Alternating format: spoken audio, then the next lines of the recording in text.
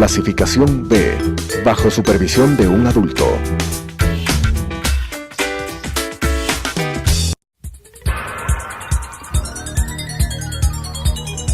Las opiniones vertidas en este espacio por la producción y dirección del programa son de exclusiva responsabilidad de sus autores y de quienes intervienen en ellos.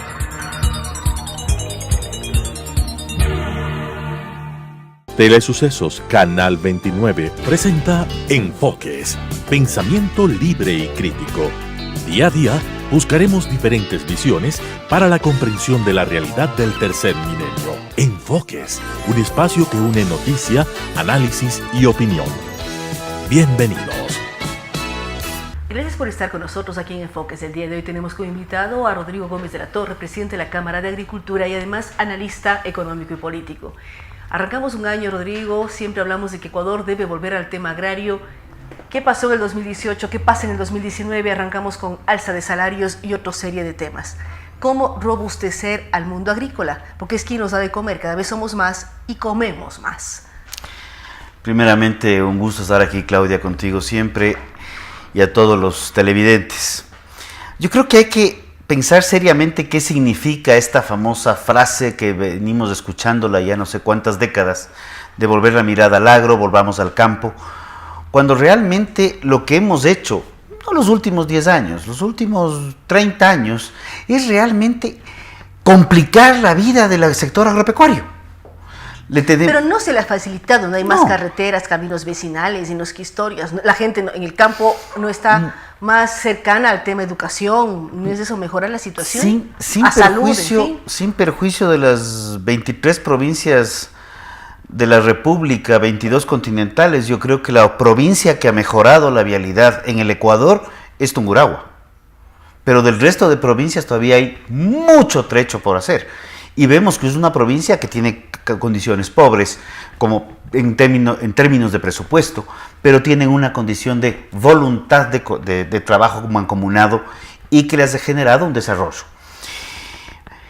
En los últimos años hemos trabajado en función de un famoso proteccionismo que ha llevado a consolidar unos costos de producción absolutamente inmanejables. Estos costos de producción que los tenemos en Ecuador, combinados con la apertura que indirectamente genera riesgos, definitivamente, pero que la vemos en Colombia y Perú, ha generado más bien que los costos de producción se reduzcan. Entonces lo que tenemos, y se ha evidenciado mucho más crudamente 2017-2018, es que el contrabando está cada vez más imparable. Entonces hablamos de que tenemos que buscar medidas anticontrabando, que tenemos que poner más policías en la frontera, inclusive tuvimos una sobretasa arancelaria. Pero es en todas las áreas, combatir. O sea, es en todas las áreas. Desde ropa hasta huevos, no sé. Es en todas las áreas.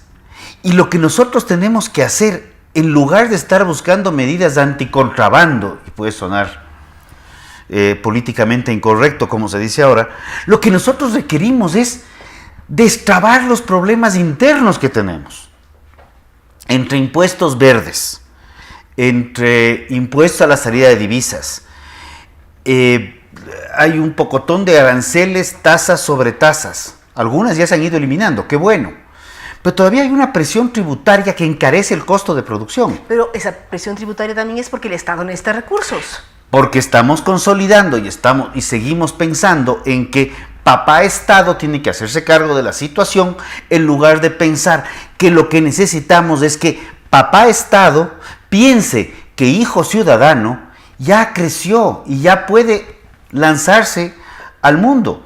Porque sí hay sectores que lo han hecho y muchas veces vemos sectores, es que el sector bananero, sí, tiene varias décadas, pero también vemos pequeños emprendimientos que han preferido, nacen en el Ecuador y han preferido ir a crecer en Colombia. Hay unas hamburguesas que se ganaron un concurso y que tienen un local en Ecuador y 3 locales en Nueva York. ¿Qué sentido tiene? No es que no se crea en la industria nacional, no es que no se crea en el espacio nacional y que los empresarios quieren irse fuera porque cualquier cosa. Estamos cumpliendo 19 años de dolarización. Tenemos ventajas gigantescas con esto y no las estamos aprovechando todavía. Que la devaluación es un problema. Sí, pero la estabilidad para un crédito de largo plazo es mucho mejor. Para créditos simples, desde comprarse un carro hasta una refrigeradora, cuando no teníamos dólares, era una ruleta rusa, no sabíamos cuánto íbamos a acabar pagando. Exactamente, y si hacemos memoria, los que hacemos memoria y otros que pregunten a los padres, pero en el 99 el precio de las cosas cambiaba entre la mañana y la tarde, justo previo los últimos semanas antes de que se decrete la dolarización. Entonces, ese tipo de cosas que se generan, sí, el dólar puede ser una camisa de fuerza, pero puede ser la mejor herramienta para hacer inversiones de mediano o largo plazo. Y pensando nuevamente en agricultura, la agricultura no es una inversión de corto plazo. La agricultura es una inversión de mediano y largo plazo. Los cultivos son de corto o mediano plazo. Si quiero sembrar papas, sí, voy a cosechar a los 5 meses y medio, 6 meses y medio, dependiendo la altitud. Pero si voy a producir papa, yo puedo pensar en un programa de siembra, cosecha e inclusive rotación de cultivos a 5 años plazo con una inversión, pero orientándonos ya no solamente en cuánto vamos a producir y qué hacer con el productor, sino a quién vamos a vender. Pero ¿cómo lograr esa planificación en el área agrícola? ¿Por qué la pregunta? Cada vez que llueve mucho, hay sequías, hay vientos, el fenómeno del niño llega o no llega, el no sé qué, o sea, al fin el agricultor ve al cielo, consigue condonación de Ban Ecuador o el antiguo Banco de Fomento y... Yo voy a plantear 2 escenarios distintos. Tenemos primero el escenario político. Si las regulaciones laborales son las adecuadas o no, que definitivamente en el Ecuador tenemos problemas muy serios en regulaciones laborales. Que si los impuestos son los buenos o malos, sabemos que tenemos una sobrecarga tributaria y sabemos que tenemos una estructura de tramitología absolutamente incalificable. Porque lo que hace es complicar la vida de todo el mundo. Eso es lo que está en el área política. En el área, y son 3 áreas, perdón, el área del productor, el productor tiene ya que comenzar a pensar un paso más allá de la producción.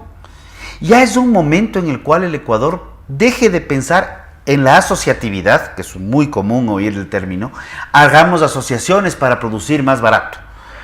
¿Por qué no pensamos en cooperativas para vender a consumidor final más barato? ¿Y vender a consumidor final qué? Lo que el consumidor final pide. A mí me encantaría producir un sinnúmero de productos ancestrales y hay un libro que se llama Los cultivos perdidos de los incas. Probablemente hay cultivos ahí que ya no sabemos ni cómo conseguir semilla. Pero si hay un mercado, justifica producir. Si no hay un mercado a quien vender, ¿para qué nos ponemos a sembrar? Entonces, comencemos a ver la producción con una orientación de consumo.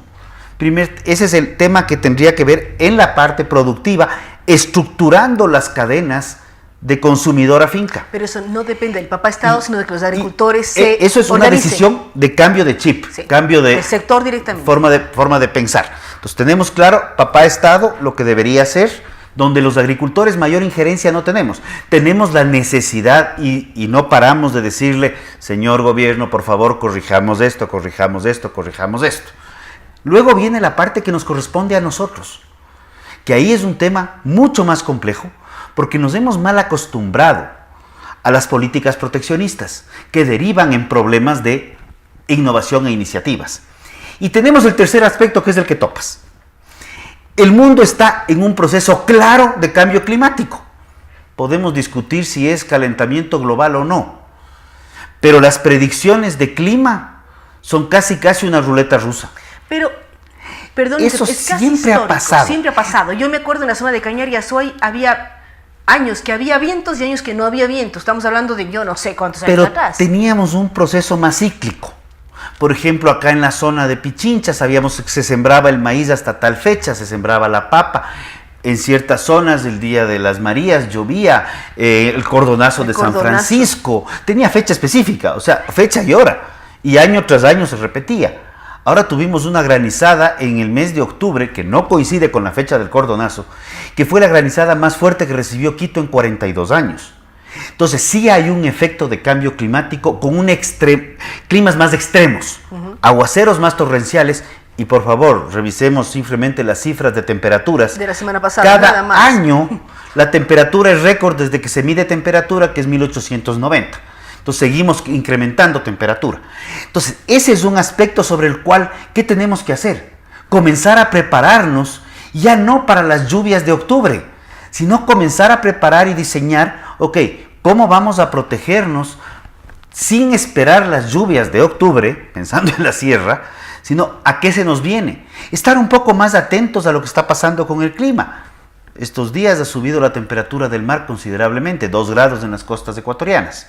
Entonces, eso genera lluvias en continente. Y ahí es donde, ahí sí hay una responsabilidad y corresponsabilidad de papá Estado, en que los productores levantemos información, cotejemos información con papá Estado y comencemos a coordinar para ver cómo trabajar en un desarrollo productivo sostenible. Porque no es posible que en el Ecuador podamos vivir de las quejas, pero que resulte que aquí abajito en Perú, en el desierto de lo que es Piura, Zuliana, Paita, estén produciendo y estén sacando cualquier cantidad de producción y exportando al mundo entero. ¿Qué diferencia por tenemos? Por hectárea de café, de arroz, de maíz, los vecinos producen mucho más. Y casi las circunstancias son muy parecidas, quitando el desierto peruano. Quitando el desierto peruano, en el cual las condiciones son mucho peores y la productividad es mayor. Entonces, sí hay un tema. Y voy a hacer este ejemplo. Este ejemplo a mí me parece fuerte porque es cuando uno es papá y los hijos están aprendiendo a montar bicicleta, uno les pone las llantitas y está cuidando que el hijo no se caiga, y las llantitas nos dan seguridad. El momento que le quitamos las llantitas, usualmente los padres, las madres, están viendo sostener el asiento para que no se caiga. Bueno, en nuestra época no se sabía tanto. Ni siquiera sabíamos que eran esas cosas. Pero los papás estábamos al lado viendo. Se aprende de y de pronto llega un momento en el cual había que soltar el asiento y el guagua se iba a dar una caída. Pero también después de la caída iba a aprender a correr, a saltar, y de ahí salen los campeones. Realmente necesitamos y regreso a economía, necesitamos poner en orden la casa. Acabamos de pasar este proceso de que si suben o no se suben los combustibles, y ahí hay una corresponsabilidad. Claro, el Estado necesita plata para pagar los subsidios a combustibles, porque todo subsidio que nos ponen sobre la mesa, nos lo sacan por debajo de la mesa, nos lo sacan a través de impuestos. Entonces, cuando hablamos de responsabilidades y corresponsabilidades, lo que ya esperamos para este año 2019 es, primero, revisión, y esto ya el Estado tiene clarísimo, gobierno, revisión en materia de política laboral. Tenemos que poner en orden la casa económicamente hablando, y creo que hay algunas luces que nos dicen que hacia allá vamos, y qué bueno que allá vayamos. Pero cuando vamos a productividad, necesitamos acuerdos comerciales, porque el Ecuador tiene 16 millones de ecuatorianos, el mundo son varios miles de millones, pero si nosotros podemos tener un acuerdo comercial con nuestro principal socio, Estados Unidos, consolidar Alianza del Pacífico, hay un sinnúmero de temas, podemos, yo qué sé, venderle café de Galápagos, ya no solamente pensando en la isla San Cristóbal o la isla Isabela o los 2 cafés en Quito, sino por qué no pensar en un par de cafeterías adicional. Par de cafeterías, no nos vayamos a Estados Unidos, par de cafeterías adicionales en un pueblo de la Florida, porque probablemente la producción que ellos exijan es lo que tengamos de producción local. Entonces ahí es cuando la productividad comienza a exigirse, porque hay un mercado que la capta. Y hay que romper un poco el tema de solamente cuánto nos cuesta y que queramos que nos protejan en los precios mínimos de sustentación, porque eso nos quita competitividad. Y estoy consciente que es un tema muy sensible. Y la única forma, volviendo al tema contrabando, de ir contra el contrabando es con mayor competitividad, productividad y reglas más claras. Bajar los costos. Ahora, el tema laboral, que todo el mundo coincide que Ecuador debe revisar sus políticas laborales. ¿Cómo evitar el dar 2 pasos adelante y 3 para atrás cuando se empiezan a paralizar algunos sectores? ¿Cómo el gobierno tomar el sartén por el mango y decir, para el país es bueno esto, somos más competitivos, vamos a producir más y por lo tanto van a ingresar más recursos y va a haber más empleo? Hemos discutido el tema en diciembre ampliamente. Se incrementó en $8 el salario básico. Ok, fue una decisión del gobierno. El sector privado recomendó una moratoria. Se abrió luego a 4 en función de lo que determina exclusivamente la ley. Pero el tema no está ahí. El tema mayor es que en los últimos 4 años, 2014, 2018, el empleo pleno se perdió en un 10%. Entonces, el Ecuador ya no estamos hablando, ya no necesitamos solamente hablar de salarios o de regulaciones laborales. El Ecuador está perdiendo empleo pleno y está consolidando una economía de subempleo y una economía informal. Eso es gravísimo. Entonces ya no hablamos, sí, los derechos adquiridos, los derechos laborales, está bien, pero los derechos laborales cada vez se aplican a menos personas. O sea, ¿de quién tiene empleo? ¿Y los que no tienen? Los que no tienen, la nadie se mayoría de la acuerda. población, es más del 60%, subempleo, empleo inadecuado o desempleados. Y cada día el INE nos crea una categoría adicional: empleo no adecuado, subempleo, desempleo, empleo no remunerado, un pocotón de cosas que no tienen. Al final del día lo que nos debemos enfocar es quienes tienen empleo pleno. Ante la crisis de España en el año 2012 tomaron una decisión muy dura. Y aquí yo creo que las palabras debemos también desmitificar ciertos términos. Flexibilidad laboral no es precarización. La flexibilización laboral es un mecanismo a través del cual rompemos la sobrerigidez del código vigente, especialmente desde la última ley de injusticia laboral promulgada en el 2015, en el cual el empleador y el trabajador puedan llegar a un acuerdo en función de sus necesidades de parte y parte. Y esas necesidades se llega, sea el contrato por hora, sea de plazo fijo, sea en la forma que sea, donde se cumplan los 13º, 14º y demás, pero también el empleador tenga herramientas para decir: cayó la producción, perdón, tengo que terminar la relación laboral porque no estamos vendiendo, porque la empresa está quebrada, porque el contrabando... Sí, porque es protección de lado y lado, porque también los trabajadores... Tiene que haber de lado y lado. Los trabajadores dicen: tengo una propuesta buenísima, mañana me voy. El momento que el trabajador dice mañana me voy, el empleador lo que tiene que decir es: gracias, y no y por cierto, y generar un bono de desahucio importantísimo, que es la ley famosa de injusticia laboral, que fue uno de los causantes. Solamente entre lo que se promulgó la ley de justicia, entró la discusión de la ley de justicia laboral, se la promulgó y el año siguiente se perdió cerca de 6% de empleo pleno.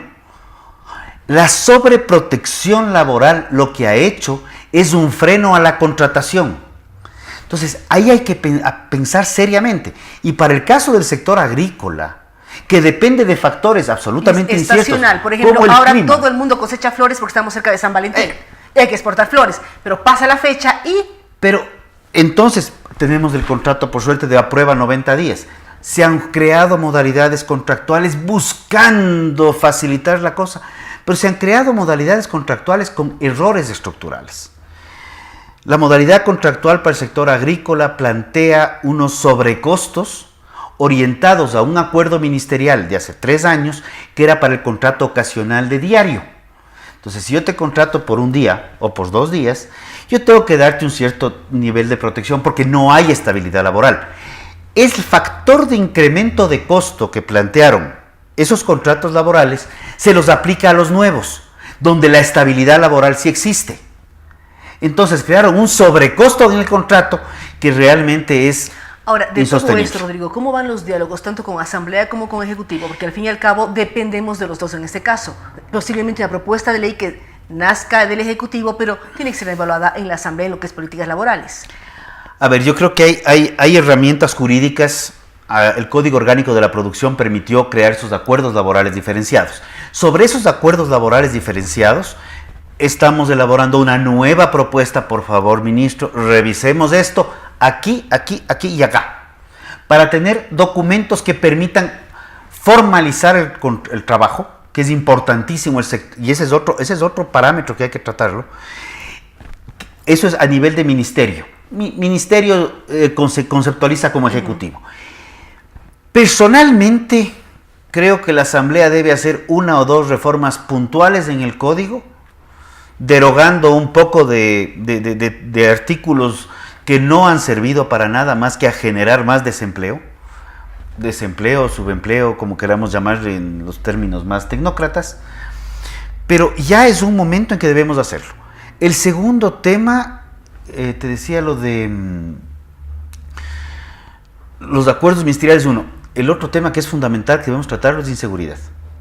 La situación de seguridad, o más bien de inseguridad en el sector agrícola, cada día es peor, costa, sierra y oriente, y ahí más bien se han tratado temas con la ministra Romo para buscar mecanismos de trabajo articulado y mancomunado. Y el tema crítico que tenemos que tratar es formalización. Hay una serie de elementos. Esperamos que efectivamente este año las cosas marchen mejor, haya políticas claras, se hagan reformas necesarias en diferentes sectores. Y lo que decía Rodrigo Gómez de la Torre como quien lidera la Cámara de Agricultura. Los agricultores también tienen enorme responsabilidad, planificar a largo plazo. Papá Estado tiene su función, pero los agricultores deben ser más proactivos, planificar, mirar hacia dónde, ver lo que pasa con las variantes climáticas, ver lo que pasa con créditos y sobre todo lo que él decía, si produzco papas, saber quién me va a comprar papas, tomates o arvejas. Cualquier tipo de producción agrícola, saber que tengo un mercado claro y definido para quién voy a prepararme, con valor agregado o sin valor agregado, pero un mercado al que debo llegar y debo estar pendiente de sus cambios, modas y gustos. Una serie de elementos que hay que tomar en cuenta en cualquier área del mundo económico. Así es que muchísimas gracias a Rodrigo Gómez de la Torre. Gracias a ustedes por acompañarnos semana a semana aquí en Enfoques. Nos vemos en 7 días más. Las opiniones vertidas en este espacio por la producción y dirección del programa son de exclusiva responsabilidad de sus autores y de quienes intervienen en ellos.